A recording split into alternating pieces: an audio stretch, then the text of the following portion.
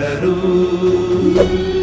ದೇವೇಗೌಡರು ನಮ್ಮ ಗೌಡರು ದೇವೇಗೌಡರು. I am Nahid Attaullah, former political editor of the Times of India, Bangalore. At the outset, I would like to congratulate Mr. Devegowda for successfully completing 25 years in the parliament. It requires the drive and potential for a person to reach this milestone in any field. Mr. Gowda has and had it in him. The initial reaction among political circles to his being unanimously chosen to head the United Front government in 1996 was of skepticism. Psephologists and political analysts looking at India's 1996 elections would not even have considered a person from Karnataka in the reckoning for the nation's top post.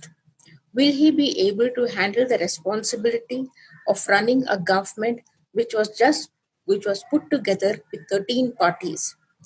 Mr. Gowda proved all of them wrong, and in the short tenure of 11 months, using his administrative skills, laid the ground for many schemes and projects, the execution of some which is happening still now. If one were to speak about his contribution in the infrastructure sector, the 4.9 Bogibeel Bridge across the Brahmaputra River in Assam was Mr. Gowda's brainchild.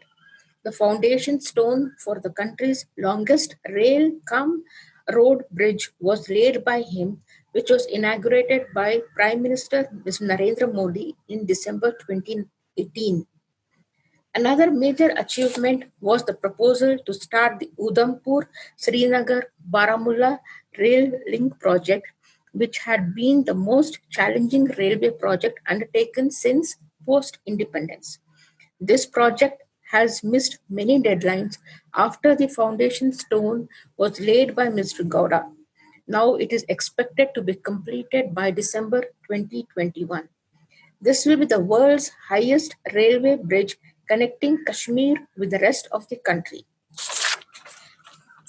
The shrewd politician that he is, whose sharp memory on events can floor anyone, there is also a softer side to him.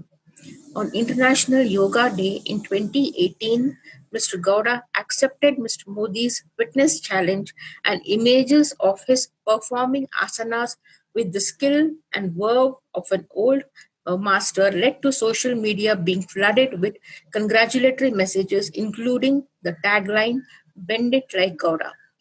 The same year, in February, he climbed the 700 steps of Ashravan-Belgola to seek the blessings of Gomateshwara, a feat that much younger people might find tough going.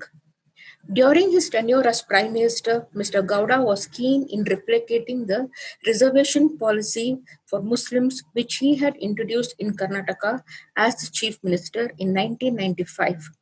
But it could not be done. In one of his exit speeches as Prime Minister, Mr. Gowda said, and I quote, "I made an honest bid but could not do it because my party had just 44 MPs in Lok Sabha." His contribution to Karnataka was manifold, and to name one, the construction of the opaque hospital in Raichur has given the people residing in parts of Hyderabad, Karnataka region the basic medical facilities. Completing 25 years as a parliamentarian, Mr. Gowda's regret, I think, has been that he was never given the time to make his speeches in the Lok Sabha after he demitted office as Prime Minister. According to him, his last speech was on July 20th, 2004, on the issue of farmers, as he was given ample time to speak then. Here also I quote what he said in June 2019, Mr. Gowda on the floor of the Lok Sabha. Today I'm the 30th person to be called. I came to the Lok Sabha in 1991 as a single member of my party and used to get time. Today, the numerical strength of the party is a deciding factor, and I get 3 minutes to speak. Thank you for watching. ಗೌಡರು ದೇವೇಗೌಡರು ನಮ್ಮ ಗೌಡರು